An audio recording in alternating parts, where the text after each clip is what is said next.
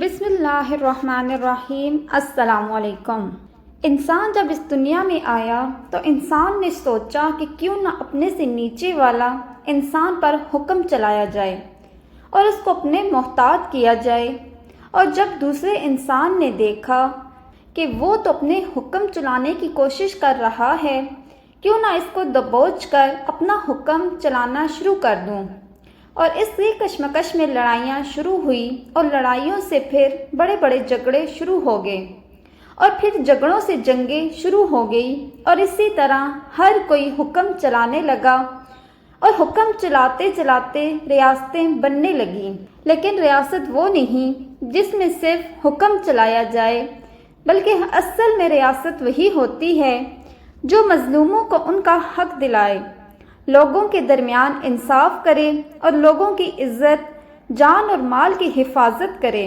اسے کہتے ہیں ریاست، اور اس ریاست کو بنانے کے لیے بہت سا خون بہانا پڑتا ہے، جنگیں لڑنی پڑتی ہیں، اپنے پیاروں سے دور ہونا پڑتا ہے، اور اپنی جان کو خطروں میں ڈالنا پڑتا ہے، بہت سی مشکلات کا سامنا کرنا پڑتا ہے، اور تب جا کر ریاست وجود میں آتی ہے۔ جب ریاست کی بات آئے تو بڑے بڑے سلطانوں کا ذکر ہوتا ہے، جنہوں نے ظالموں کا خون بہایا، مظلوموں کو ان کا حق دلایا، اور اپنے پیاروں سے دور ہوئے، اپنے سب سے قریبی عزیزوں کو اپنے سامنے قتل ہوئے دیکھا، لیکن اپنے مقصد سے پیچھے نہیں ہٹے، کیونکہ ان کا مقصد دین اسلام کو پوری دنیا میں پھیلانا اور مظلوموں کو ان کا حق دلانا تھا۔ اور جہاں بہادر اور ذہین سلطانوں کا ذکر آئے تو وہاں سلطان صلاح الدین ایوبی رحمۃ اللہ علیہ کا ذکر ضرور آتا ہے، جس نے ساری زندگی اپنے گھوڑے پر گزار دی، اس خاطر کہ اس ظالم دھرتی پر مظلوموں کو ان کا حق دلائے اور دین اسلام کو پوری دنیا میں پھیلا سکے۔ سلطان صلاح الدین ایوبی رحمۃ اللہ علیہ وہ واحد سلطان تھے جنہوں نے اپنی زندگی کا زیادہ تر حصہ گھوڑے پر گزار دیا، اور ساری زندگی ظالموں سے لڑتے رہے۔ سلطان صلاح الدین ایوبی کو گرانے کی پوری کوششیں کی گئی، لیکن اللہ کی مدد، سلطان صلاح الدین ایوبی رحمۃ اللہ علیہ پیچھے نہیں ہٹے، اور دنیا کے اہم حصے پر اپنی ریاست قائم کر کے گئے۔ لیکن جب ریاستیں قائم ہوتی ہیں تو صرف بہادری، عقل مندی اور سپاہیوں کی ضرورت نہیں ہوتی، بلکہ اللہ کی مدد اور طاقت کی ضرورت ہوتی ہے، تبھی جا کر کوئی ریاست وجود میں آتی ہے۔ اور اسی طرح سلطان صلاح الدین ایوبی رحمۃ اللہ علیہ کو کئی بار ایسے واقعات پیش آئے جہاں ہر طرف راستے بند ہو جاتے تو اللہ کی طرف سے مدد نازل ہوتی۔ یہاں آپ سے ایک دلچسپ اور منفرد واقعہ بیان کرتے ہیں کہ ایک دن سلطان صلاح الدین ایوبی رحمۃ اللہ علیہ کسی اہم مہم کے سلسلے میں اپنے سپاہیوں کے ساتھ جا رہے تھے۔ راستے میں ایک جاسوس نے خبر دی کہ حضور فلاں جگہ پر راستے میں دشمنوں نے گاٹ لگا رکھی ہے، لہٰذا آپ کو اس راستے پر نہیں جانا چاہیے۔ جب یہ خبر سلطان نے سنی تو سلطان صلاح الدین ایوبی نے اپنے سپاہیوں میں سے ایک سپاہی کے ساتھ اپنا لباس تبدیل کر لیا، اور اپنے سپاہیوں کو کہا کہ دشمن سمجھیں گے کہ سلطان صلاح الدین ایوبی آ رہا ہے، لیکن میں دوسری طرف ایک عام آدمی کے بیس میں اپنے چند سپاہیوں کے ساتھ ان کے اوپر گاٹ لگاؤں گا، اور دشمنوں کے منصوبے کو ناکام کر دیں گے۔ پھر سلطان صلاح الدین ایوبی رحمۃ اللہ علیہ نے اپنا راستہ تبدیل کر لیا، اور اپنے سپاہیوں کو اسی راستے پر جانے کے لیے حکم دے دیا۔ اب سلطان صلاح الدین ایوبی رحمۃ اللہ علیہ دوسرے راستے سے جا رہے تھے کہ اچانک سلطان کا گزر ایک چھوٹے سے جنگل سے ہوا۔ وہاں ایک بزرگ بکریاں چرا رہا تھا، کچھ باتیں کر رہا تھا۔ سلطان صلاح الدین ایوبی رحمۃ اللہ علیہ نے دیکھا کہ یہ بزرگ تو اکیلا بیٹھا ہے، آخر یہ باتیں کیا کر رہا ہے؟ کیا ان بکریوں سے باتیں کر رہا ہے؟ یہاں تو کوئی اور بندہ موجود نہیں۔ تو سلطان صلاح الدین ایوبی رحمۃ اللہ علیہ نے اپنے سپاہیوں کو روکا اور کہا، تم میرا انتظار یہیں کرو، میں ابھی واپس آتا ہوں۔ سلطان صلاح الدین ایوبی رحمۃ اللہ علیہ جب اس کے قریب گئے تو بزرگ کہہ رہا تھا، اگر میرے پاس سلطان صلاح الدین ایوبی جیسی طاقت اور ریاست موجود ہوتی تو میں اندریاس قلعے کو ضرور فتح کر دیتا۔ جب یہ بات سلطان صلاح الدین نے سنی تو بڑا حیران ہوا اور سوچنے لگا وہ قلعہ تو کسی کام کا نہیں، خستہ حال ہے اور اس کو فتح کرنے میں ہمارا کوئی فائدہ نہیں۔ تو یہ بزرگ کیوں کہہ رہا ہے اور اس قلعے میں کیا خاص بات ہے؟ سلطان صلاح الدین ایوبی رحمۃ اللہ علیہ اس بزرگ کے قریب گیا اور پوچھا، بابا جی آپ کیا کر رہے ہیں؟ تو اس نے کہا، بیٹا میں بکریاں چرا رہا ہوں۔ پھر اس بزرگ سے پوچھا، تم کون ہو؟ تو سلطان صلاح الدین ایوبی نے کہا، میں سلطان صلاح الدین کا سپاہی ہوں۔ سلطان صلاح الدین ایوبی رحمۃ اللہ علیہ نے بزرگ سے کہا، بابا جی جس قلعے کی آپ بات کر رہے تھے وہ قلعہ تو بالکل خستہ حال ہے اور کسی کام کا نہیں، آخر اس کو فتح کرنے کے بارے میں آپ کیوں کہہ رہے ہیں؟ تو اتنے میں وہ بزرگ مسکرانے لگا اور کہا، تمہاری آنکھیں کمزور ہیں جو اس قلعے میں نہیں دیکھ سکتی جو میں دیکھ سکتا ہوں۔ اس قلعے میں ایسی چیز موجود ہے جس کو فتح کرنے کے بعد سلطان صلاح الدین کی طاقت دگنی سے تگنی ہو جائے گی اور پھر سلطان صلاح الدین کو ان کافروں پر غلبہ پانے سے کوئی نہیں روک سکے گا۔ یہ سن کر سلطان صلاح الدین ایوبی بڑا حیران ہوا اور کہا، اس چرواہے کے پاس آخر اتنی معلومات کیسے ہیں جو ایسی باتیں کر رہا ہے؟ سلطان صلاح الدین ایوبی رحمۃ اللہ علیہ نے اس بزرگ سے کہا، بابا جی پھر آپ بتا دیں آخر اس قلعے میں ایسی کیا خاص چیز ہے؟ وہ بزرگ پھر سے مسکرانے لگا اور کہا، اتنی اہم بات میں عام سے سپاہی کو بتا دوں اور اتنی آسانی سے؟ سلطان نے کہا، پھر اس کی کیا قیمت ہوگی؟ تو اس بزرگ نے کہا، جا کر اپنے سلطان کو کہنا کہ وہ فلاں پہاڑی کی چوٹی پر ایک جھونپڑی ہے، وہاں آ جانا، تمہیں ساری معلومات مل جائیں گی۔ سلطان صلاح الدین ایوبی رحمۃ اللہ علیہ وہاں سے پلٹا اور دشمن نے جس راستے میں گات لگا رکھی تھی اس کا جا کر خاتمہ کیا اور اپنی مہم کی طرف روانہ ہو گیا۔ جب سلطان صلاح الدین ایوبی رحمۃ اللہ علیہ اپنی مہم سے واپس لوٹا تو علی بن سفیان کو حکم دیا کہ میرے واپس آنے تک تم نائب سلطان ہو، میں کسی اہم کام کے لیے جا رہا ہوں۔ علی بن سفیان نے پوچھا، حضور وہ کیا کام ہے؟ تو سلطان نے کہا، وقت آنے پر آپ کو پتہ چل جائے گا۔ سلطان صلاح الدین ایوبی رحمۃ اللہ علیہ اپنے گھوڑے پر سوار ہوا اور شاہی لباس میں اس بزرگ کی بتائی ہوئی جگہ کی طرف روانہ ہو گیا۔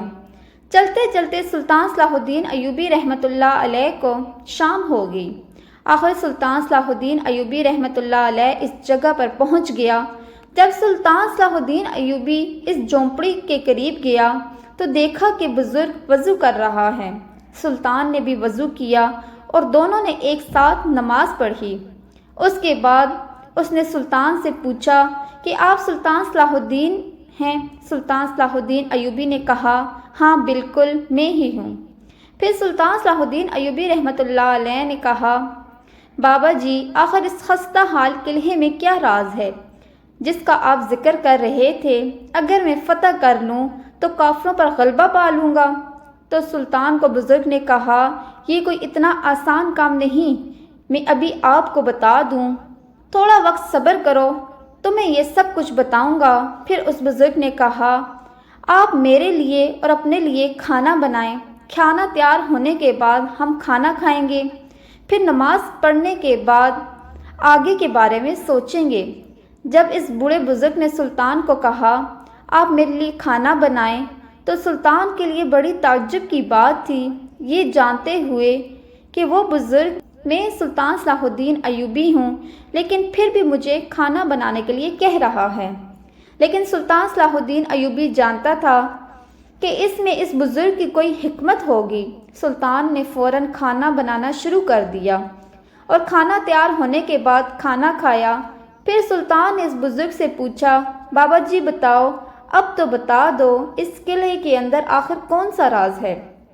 پھر اس بزرگ نے کہا، اب تو میری ٹانگی دباؤ، مجھے آرام کرنا ہے۔ پھر سے سلطان صلاح الدین ایوبی بڑا حیران ہوا کہ یہ بزرگ بھی جانتے ہیں کہ میں سلطان ہوں اور مجھ سے ٹانگیں دبوا رہا ہے، لیکن پھر سلطان کے دماغ میں خیال آیا کہ اس بزرگ کی ضرور حکمت ہوگی، لہٰذا سلطان نے اس کی ٹانگیں دبانا شروع کر دی۔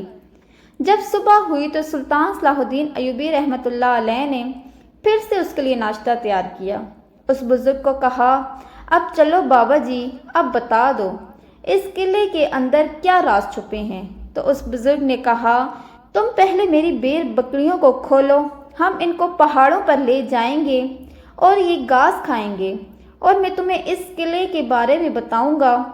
سلطان صلاح الدین ایوبی نے تمام بکریوں کو کھول دیا اور دونوں ایک پہاڑی کی چوٹی سے نیچے بکریوں کو چرانے کے لیے چلے گئے۔ سلطان صلاح الدین ایوبی رحمۃ اللہ علیہ نے اب اس بزرگ سے کہا، بابا جی، اب تو آپ کی بکریاں چر رہی ہیں، مجھے اس قلعے کے بارے میں بتا دو۔ تو اتنے میں اس بزرگ نے کہا، بیٹا، یہ جتنے کام میں نے تم سے کرائے تم ان کو میری خدمت یا میرا حکم نہ سمجھنا، میں صرف تمہیں سمجھانے کے لیے کہہ رہا تھا کہ جتنی ایک اہم بات یہ ہے کہ تم ایک سلطان ہو کر ایک عام سے چرواہے کے کام کیے، اہم وہ تمہارے لیے راز ہیں۔ یہ سن کر سلطان نے کہا، بابا جی، آپ ایسا نہ کہیں، میں نے دل سے آپ کے کام کیے۔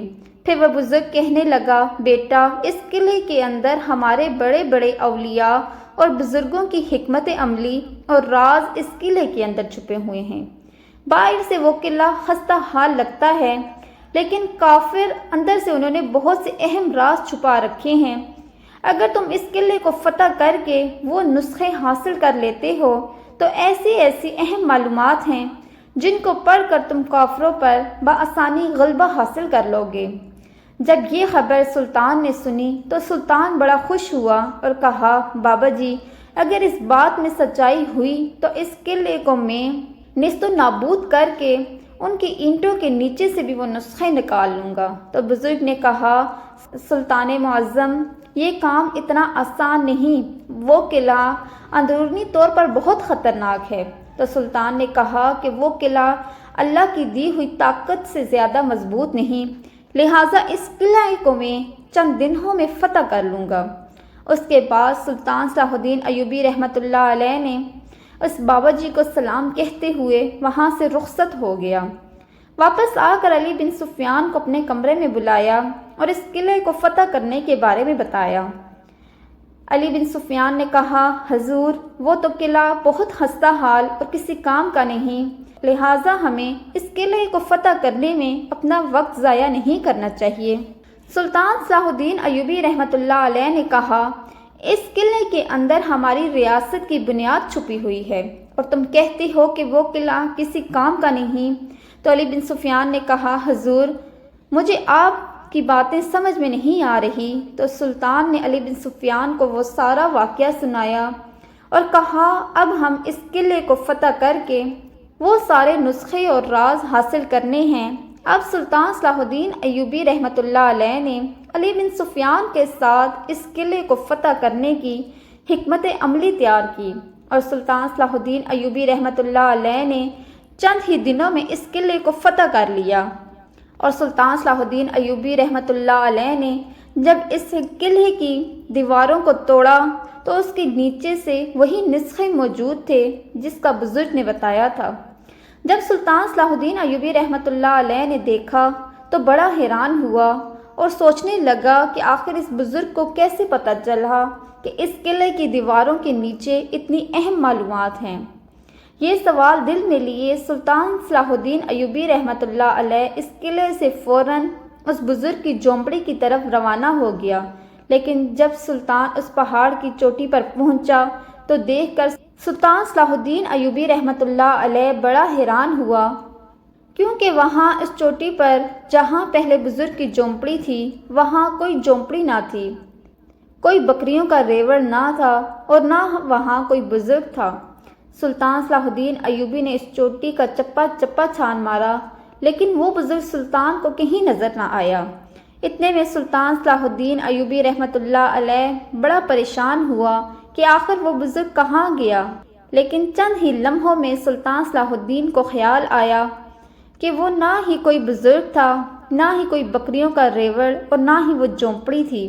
یہ تو اللہ تعالیٰ کی طرف سے بھیجا ہوا فرشتہ تھا جو میری مدد کرنے کے لیے آیا تھا، ورنہ ایسی اہم معلومات اس بزرگ کو کیسے ملتی؟ اور پھر سلطان صلاح الدین ایوبی رحمۃ اللہ علیہ نے ان نسخوں کی مدد سے کافروں پر ایسا غلبہ پایا کہ کافر نیند میں بھی سلطان صلاح الدین ایوبی رحمۃ اللہ علیہ کا نام سن کر لرز جاتے تھے۔ اسی طرح سلطان صلاح الدین ایوبی رحمۃ اللہ علیہ نے اللہ کی مدد اور بہادری سے کافروں کے دلوں میں عالم اسلام کا خوف بٹھا دیا۔